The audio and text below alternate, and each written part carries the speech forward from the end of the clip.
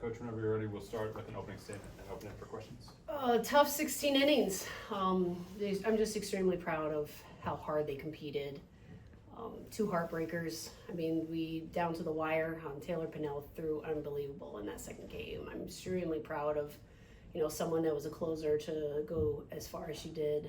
Just competed her butt off the entire game. I mean, some clutch, big time pitches in some key situations with runners in scoring position. And Madison Walker had a day, in that first game, obviously with the grand slam, and then her 2 RBI base hit up the middle to be able to tie it. Just overall extremely proud of the team.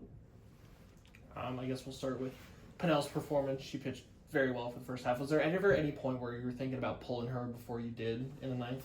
No, I mean, not at all. She was keeping them off balance with the changeup, and she just kept saying, "This is my game," and I said, "I'm not coming to get you." She was healthy. She was fresh. I mean, there was one inning in there that she struggled a little bit, and she went down to the bullpen and got herself back on time, and she was just extremely competitive. And those are the games that you want her to be able to finish it out, and you want her to be able to close it. And there wasn't any reason to be able to pull her. It was just a changeup that was hung a little bit. What do you think getting so close in back-to-back games and then falling in both teaches your team? I mean, you continue to say, you can hang with anybody, and yeah, you want to win. It comes down to, just how proud I am and how they're competing. And, not every game's going to go your way, and a lot obviously hasn't gone our way.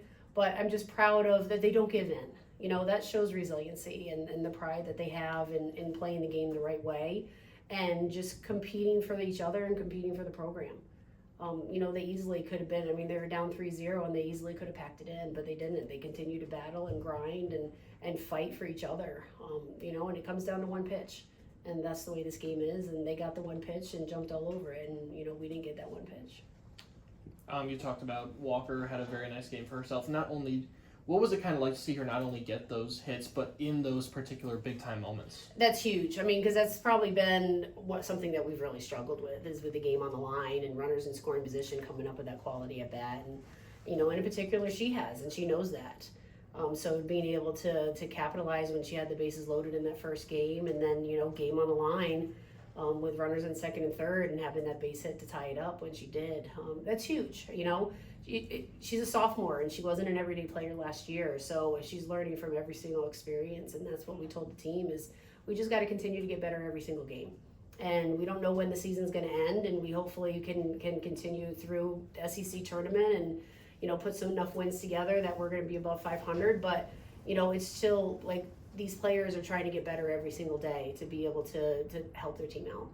CC struggled early. I saw you talking to her after the game. What was kind of said in there? Just talking to her about the results don't dictate if you're a confident player or not. And athletes put so much pressure on themselves.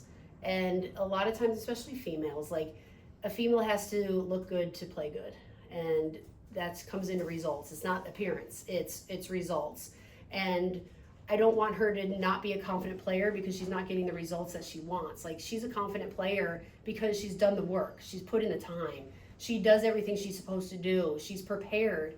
So you should be confident because you put in that preparation and you put in the time to set yourself up for a game. Not confident because you didn't get the results that you wanted and someone hit the ball. So it's just learning from those experiences that every time she goes out there that she's prepared, and that self-talk needs to be more encouraging to herself rather than degrading herself that she's not getting the results that she expects to get. You made some lineup changes during game 2. What went into those decisions? Moving some people around, and we know we're banged up a little bit, so kind of spreading it out, not putting some pressure on, some hitters in the top of the lineup, and then, same with Madison Walker, moving her down a little bit. Actually, I moved her back up to 3 in that second game, but just kind of spreading it out a little bit. Just who's hot at the moment, who's seeing the ball well, and, a doubleheader is just so unbelievably tough. You're out here, and I don't know what other sport they would do it. Maybe track and field, that you're out of the field for as long as you are at a softball game. What time is it even now? We started at 3 o'clock, and we were here at noon. So that's 10 hours that these athletes are here, and, you guys are here as well. But, it's a grind. So it's just trying to move some people around to get some momentum going. You mentioned on Monday that you'd been missing the senior leadership a little bit with both Kara and Julia out. How important was it for you and for the team to have both of them back in the lineup today? Huge. And, you know, in talking with our trainer and our doctors, and, you know, when they give us the okay that it's going to be a head coach's decision if they're able to play, I want seniors on the field. And, you know, you don't know, and I'm going to cry, but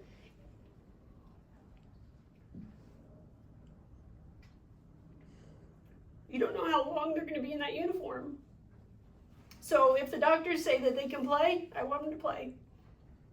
I want them out there, and they want to be out there, and I'm not going to stop them. What was it like to see them back out there on the field, getting to play in front of them? I think the coolest thing is the crowd. Like even when Crenshaw ran out to be a pinch runner in our midweek game, the crowd celebrating with her.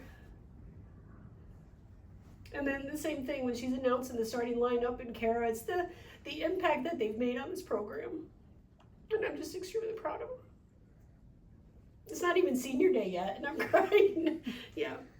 But it's like, you never want someone's career to end because of an injury.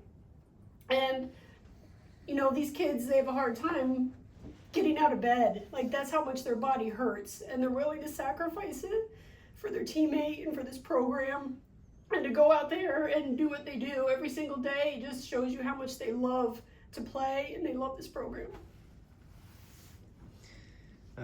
Yeah. You mentioned there's going to need to be a little bit of a run to get over 500 here at the end. What are you looking for as signs that you're getting the momentum going in the right direction? I mean, we showed it today. I mean, we played 3 number 1 teams in the country, and A&M, they're phenomenal. And it's like we're right there, and sometimes we need a little bit of luck, you know, and sometimes we just need the softball gods to, you know, give us maybe a jam shot here or there and a call to go our way, but sometimes it doesn't happen. And if it's not meant to be, it's not meant to be. Awesome. Thank you, Awesome. Coach. Thank you, Coach.